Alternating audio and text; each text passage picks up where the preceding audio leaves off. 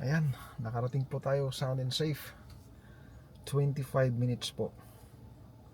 So far yan po ang travel time natin.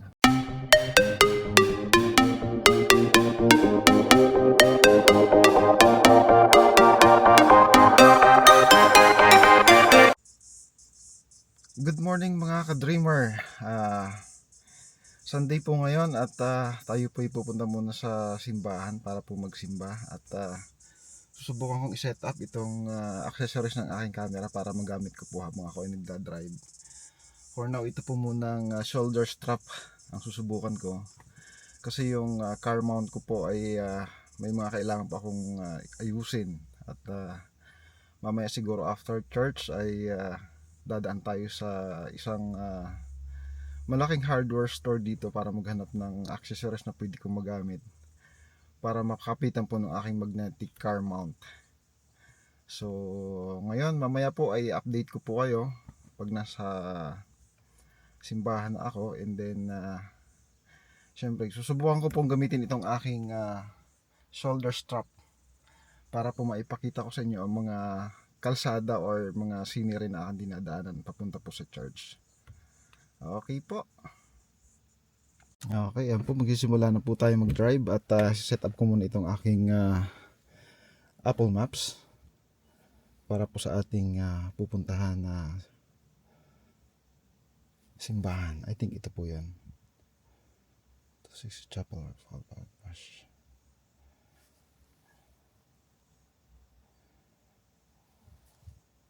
Starting route to 260 Chapel Road. Okay. Head southwest on Rock Daisy Crescent, then take the first right onto Tussock Avenue.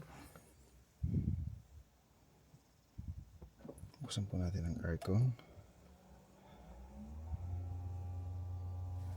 Isara po natin ang bintana.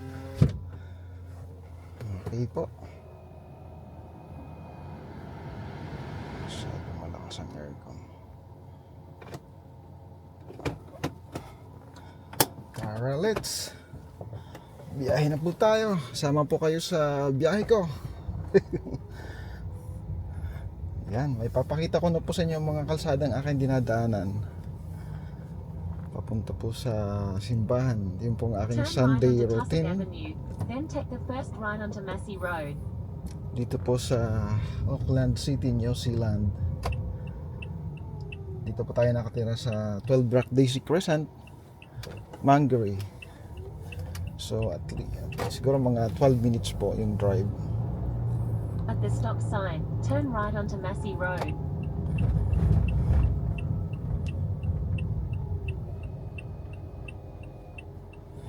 Yan po ang aking travel buddy, si Apple.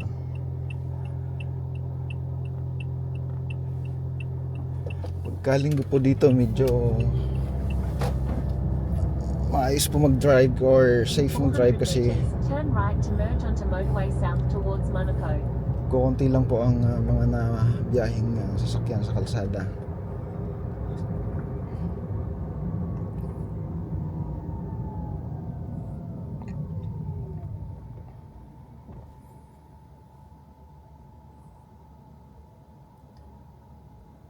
So ang hinihintay po nating or ang ating hahabulin na schedule ng mass ay 10:30. So ang oras po ngayon ay 10 o'clock ng umaga. Siguro mga 15 minutes drive po ito. So nandun na tayo sa church.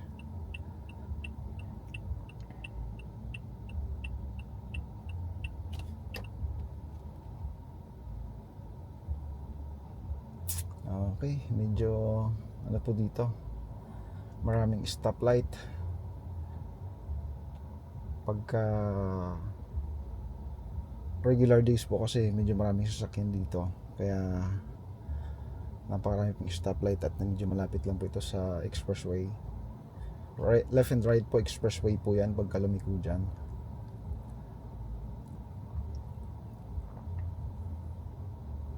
Kaya nilagyan nila ng maraming stoplight para po kontrolin or i-regulate ang pag stop and go ng mga sasakyan.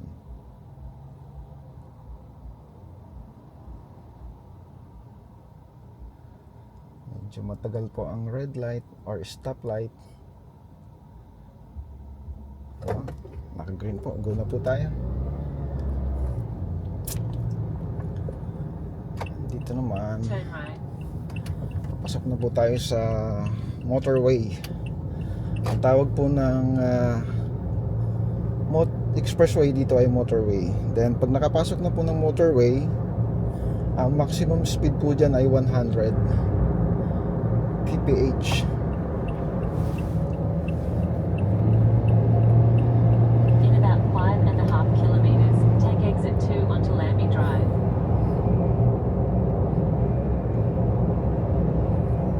Nasa motorway na po tayo. Medyo mabilis na po ang ating takbo. Nasa 99 km per hour po or 100. Doon po naglalaro ang speed natin. Oh, overspeeding. Overspeeding ang Volkswagen na yan. Grabe.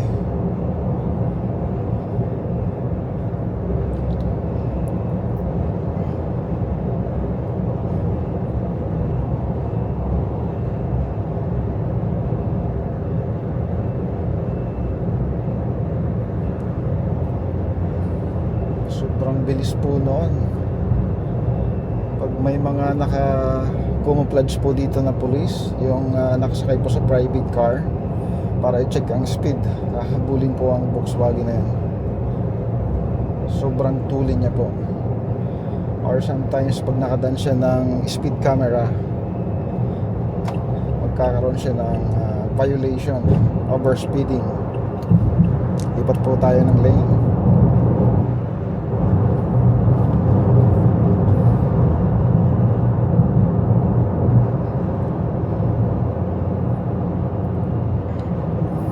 Ganyan po ang kalsada rito pagka araw ng linggo, especially sa expressway or sa motorway. Napakaluwag po ng kalsada.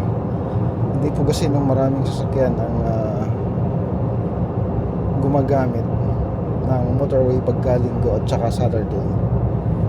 Kaya pagka baguhang driver po dito sa New Zealand, yun po ang pinaka best time or day para mag-practice ng pagdadrive dito sa motorway dahil kukunti nga lang po ang sasakyan.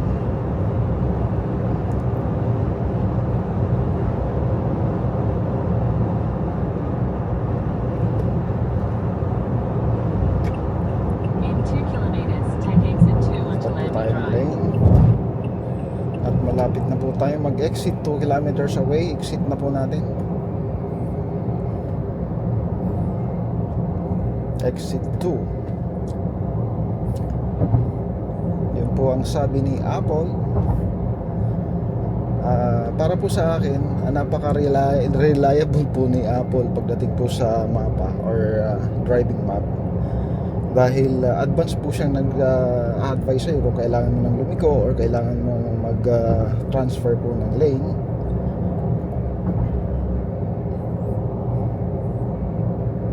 So, ano po siya, kumbaga ay tamang-tama po siya doon sa tamang way ng pagdadrive na advance Use the left planning lane to or take advanced exit 2 decision onto making. Lambie Drive. So 700 meters na lang po ay mag-exit na tayo.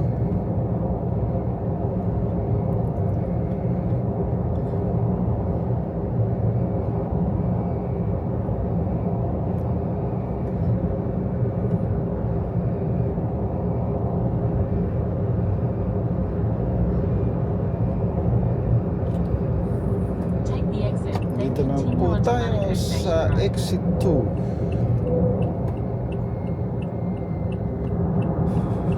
Use the middle 2 lanes to continue onto Monaco Station Road.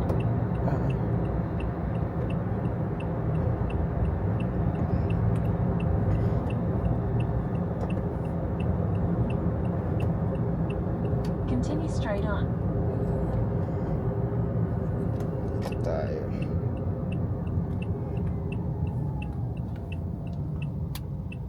Dito tayo dumaan.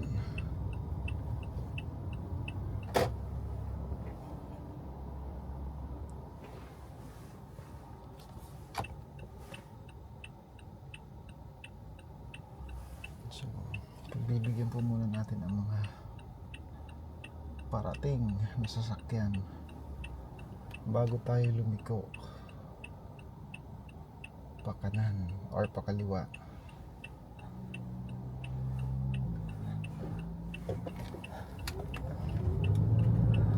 At papasok po natin yung sa may bannings para ayusin ko po itong aking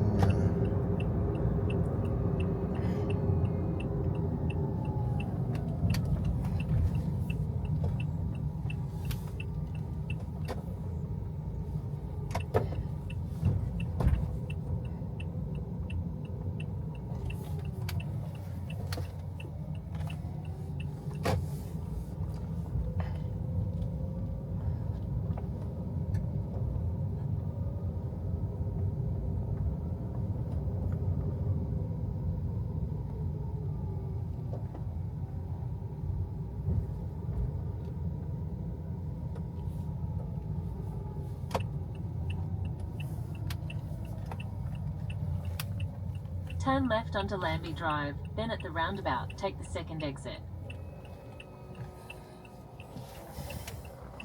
ayusin ko lang po itong aking address. Medyo and road muna tayo. Church Saint Luke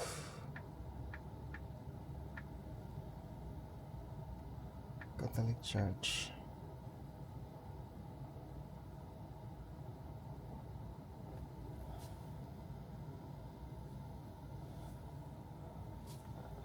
Starting route to St. Luke's Catholic Church. Proceed to Lambie Drive, then turn left. Ito tayo.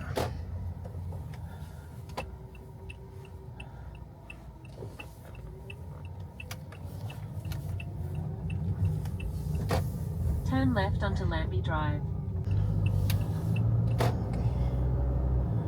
Ito po tayo. At the roundabout, take the second exit, then turn right onto Cavendish Drive.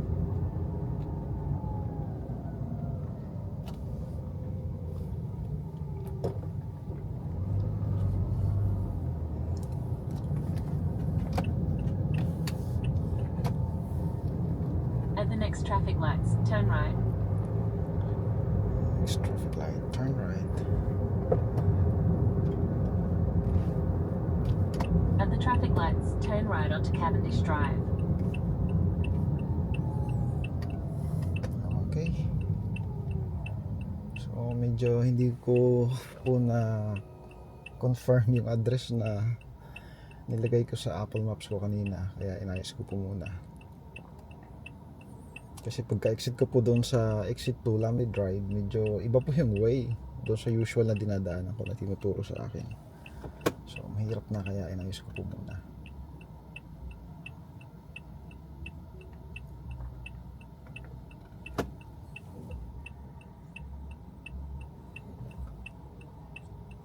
So dito po tayo sa stoplight, naghihintay ng green light para mag-go. Turn right po tayo.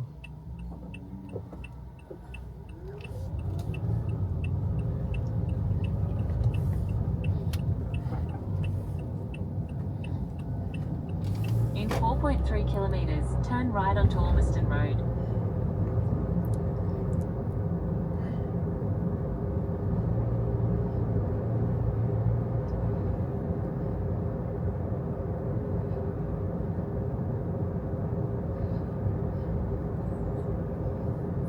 Dito po sa mga ganitong lugar ay usually 50 kilometers per hour lang po ang speed ng sasakyan dito. So kailangan strictly sundin po natin yun.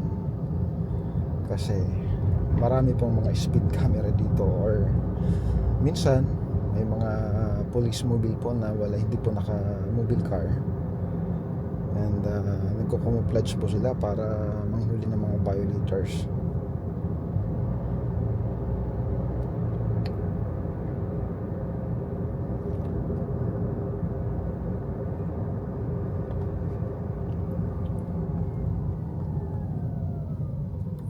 Doon po sa mga ka-dreamers natin na let's say nasa Pilipinas or nasa ibang bansa and may plano po kayong pumunta rito sa New Zealand. Ganito po yung isang way ng pagdadrive dito sa New Zealand. So, napaka-stricto po nila dito. Especially yung driving with the influence of alcohol, napaka-stricto po nila doon. Ano po yun? Crime po dito. Kaya pagka nahuli ka, dalawa lang po yun. It's either magkaroon ka ng demerit or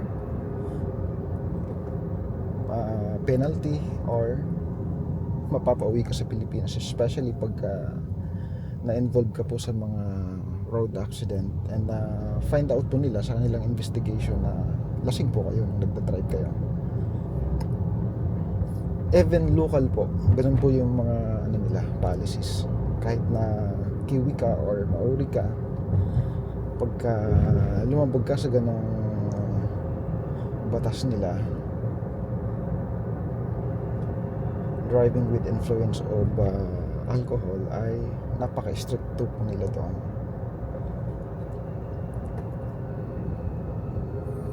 So kaya kailangan po sumunod po tayo.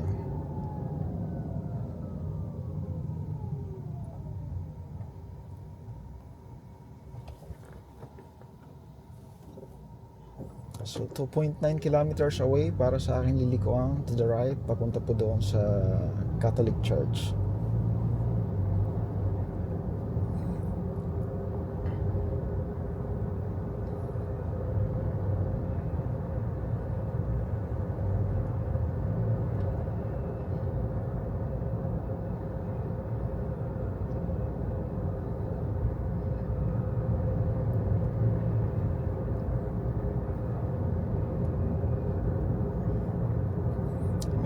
Meron pa naman po tayong 15 minutes bago po mag-start yung mass. So hopefully aabot po tayo sa pagsisimula ng mass.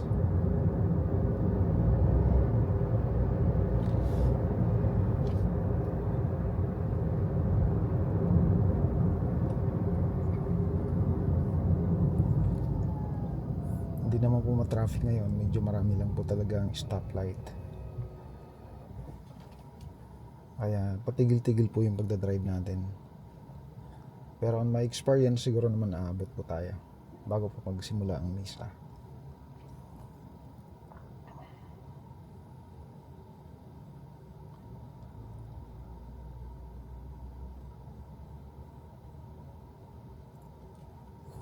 Ayan, naka-go na. So go na po tayo.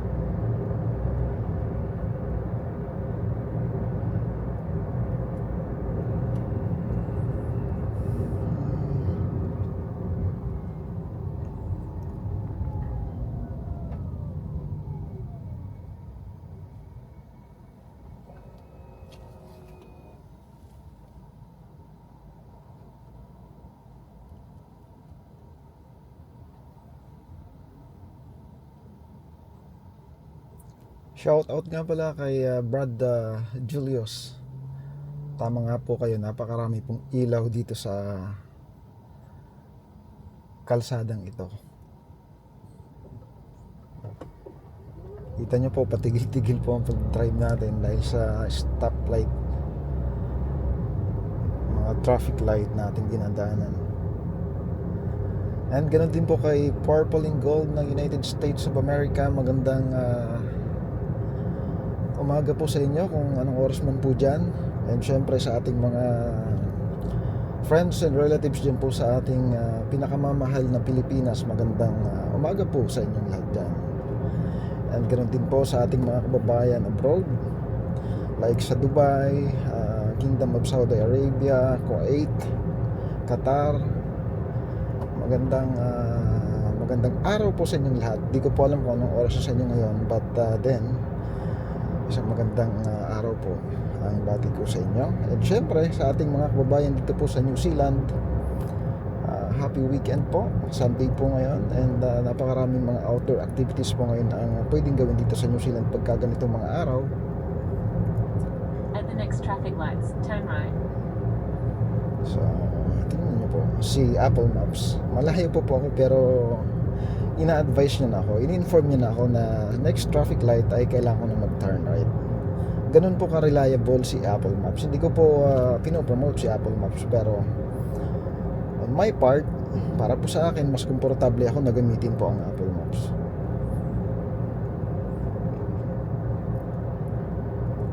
Kasi subukan na po siya na At the traffic lights, use the second lane from the right to turn right onto Ormiston yes, Road. advance po siya magbigay ng information, especially pagka hindi mo po alam yung area na pupuntahan mo.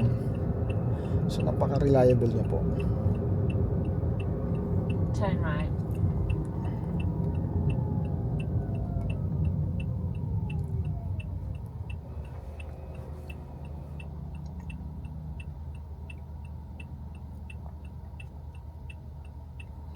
Siguro mga ano lang pa ito, 3 to 5 minutes na doon po tayo sa St. Luke Catholic Church.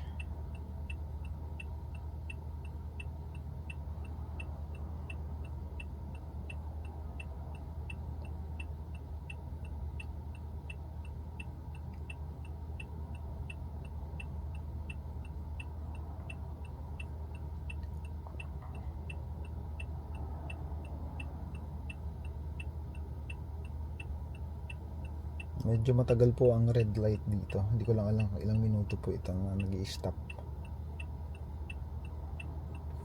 bago po mag-green go. Green and go. Ito na po. Go na po tayo. Isang kembot na lang. Nandun na po At the tayo next sa traffic church. lights, turn left. Ito po ang Ormiston Hospital.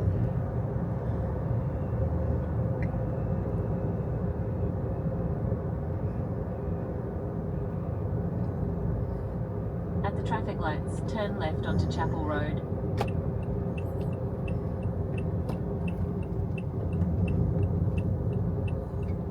Hindi ko na po tayo dito.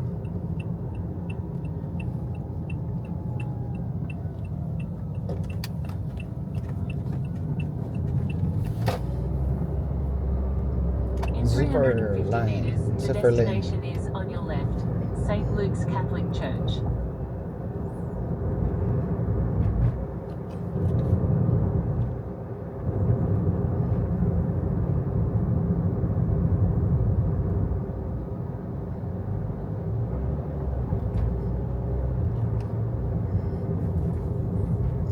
Dito na po tayo.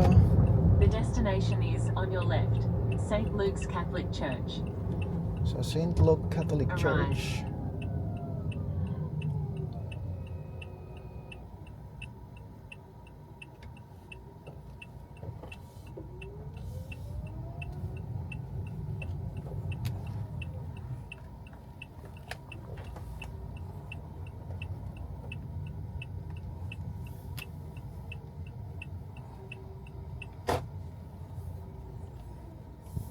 Yan, dito na po tayo. So far, wala na po tayong mapaparadahan dito sa harap po ng simbahan. So doon na po tayo sa sideways. Marami pa pong parking doon. Medyo rough road nga lang, pero it's better than nothing, di ba? Dito tayo sa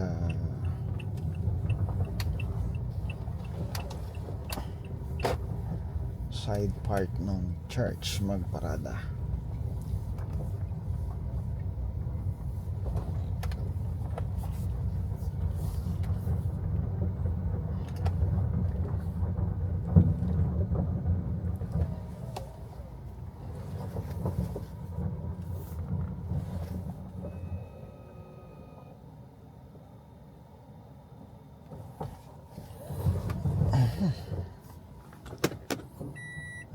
natin. Ayan po. Nakarating na po tayo dito. Sound and safe. En route. Okay. So, nakarating na po tayo dito ngayon. Ayusin lang po natin itong ating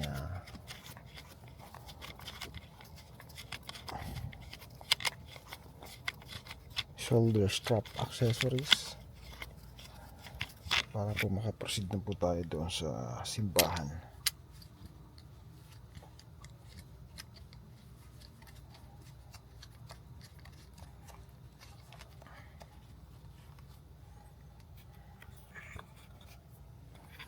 Ayan, nakarating po tayo sound and safe. 25 minutes po. So far yan po ang travel time natin. Makarating po dito. So medyo matraffic po kasi. So mamaya update ko po kayo pagka patapos na po yung mass or tapos na yung mass. May pupuntahan po tayo mamaya. Okay po.